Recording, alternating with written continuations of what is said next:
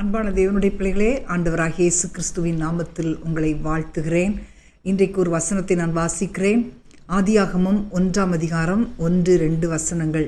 ஆதியிலே தேவன் வானத்தையும் பூமியையும் சிருஷ்டித்தார். பூமியானது ஒழுங்கின்மையும் வெறுமையுமாயிருந்தது. ஆழத்தின் மேல் இருள் இருந்தது. தேவ ஆவியானவர் ஜலத்தின் மேல் அசைவாடி கொண்டிருந்தார். இந்த பூமியானது ஒழுங்கின்மையும் வெறுமையுமாயிருந்தது என்று நாம் வாசிக்கிறோம். ஆண்டவர் வெறுமையை விரும்புகிறவர் அல்ல.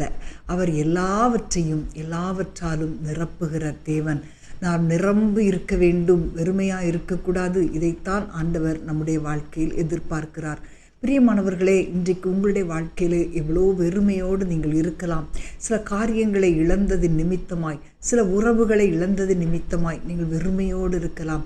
ஆனால் ஆண்டவர் இன்றைக்கு உங்களை ஆசீர்வதிக்கிறார். உங்கள் வெறுமையை மாற்றுகிற தேவனாய் உங்கள் மத்தியிலே கடந்து வருகிறார், உங்கள் அருகிலே கடந்து வருகிறார். யோவான் 2ஆம் அதிகாரத்தில் நாம் பார்க்கும்போது திராட்சரசம் குறைபட்ட போது ஆண்டவர் வெளியே இருந்த அந்த கற்சாடிகளை உள்ளே கொண்டு வர சொல்லி அவைகளை தண்ணீர்னால் நிரப்பினார்கள். வெறுமையாயிருந்த கச்சாடியை ஆண்டவர் தண்ணீர்னால் நிரம்ப செய்து அதிலே கர்த்தர் ஒரு அற்புதத்தை செய்தார். இன்றைக்கு நம்முடைய வாழ்க்கையை நிரப்பும் போது ஆண்டவர் அநேகருக்கு ஆசீர்வாதமாய் நம்முடைய வாழ்க்கையை மாற்றுவார்.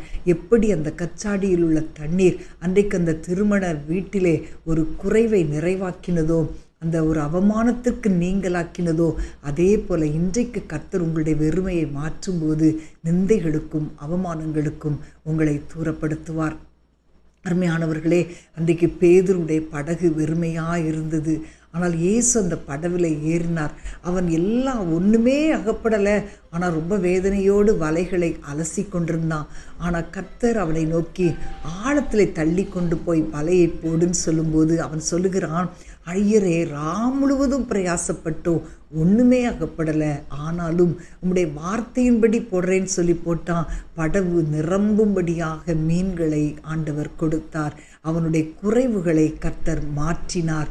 பிரியமானவர்களே, இன்றைக்கும் கூட உங்களுடைய வாழ்க்கையில் நீங்கள் வெறுமையோடு இருக்கிறீங்களா? எவ்வளோ முயற்சி பண்ணுறோம், எவ்வளோ ட்ரை பண்ணுறேன், எனக்கு ஒன்றுமே நடக்கலை, எல்லாமே வெறுமையாக இருக்குது, என்னுடைய முயற்சி எல்லாம் தோல்வி அடைந்தது போல் இருக்குதே அப்படின்னு சொல்லி ரொம்ப வேதனையோடு இருக்கீங்களா? பிரியமானவர்களே, உங்களை ஆண்டவர் நேசிக்கிறார். உங்களுடைய வெறுமையை மாற்றுகிறவர்.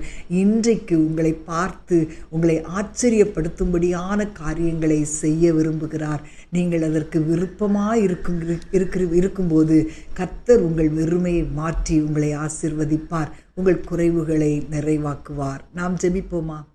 அன்பின் ஆண்டவரே, உம்மை ஸ்தோத்திரிக்கிறோம் அப்பா. தகப்பனே, நீர் வெறுமையை மாற்றுகிற தேவன் ஆண்டவரே.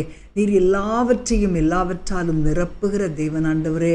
அப்பா, இன்றைக்கு வெறுமையோடு வேதனையோடு இருக்கிற பிள்ளைகள் ஆண்டவரே, எவ்வளோ முயற்சி செய்தும் ஆண்டவரே எந்த விதமான ஆசீர்வாதங்களையும் பார்க்க முடியலேன்னு சொல்லி வேதனையோடு இருக்கிற ஒவ்வொரு பிள்ளைகளுடைய வாழ்க்கையிலும் நீர் வெறுமையை மாற்றி நிரப்பி அனுப்புகிற தேவனப்பா, நிரம்ப செய்கிற தேவனப்பா, நிரம்பி வழிய செய்கிற தேவனப்பா. உடைய பிள்ளைகளை நீர் அப்படியே ஆசீர்வதிக்கிறதற்காக ஸ்தோத்திரம் ஆண்டவரே. நீர் நிரம்பும்படியான காரியங்களை செய்து, பிரமிக்கும்படியான அற்புதங்களை செய்து உடைய பிள்ளைகளை சந்தோஷப்படுத்துகிறதற்காக உம்மை துதிக்கிறோம். இயேசுவின் நாமத்தில் பிதாவே, ஆமேன், ஆமேன். அன்பான தேவனுடைய பிள்ளைகளே, இன்றைக்கு ஆண்டவர் உங்கள் வெறுமையை மாற்றுகிறவராய் கடந்து வருகிறார். இன்றைக்கு எந்தெந்த பகுதிகளில் நீங்கள் வெறுமையோடு காணப்படுகிறீர்களோ அந்த பகுதிகளை கர்த்தர் நிரப்ப வல்லவராயிருக்கிறார். God bless you.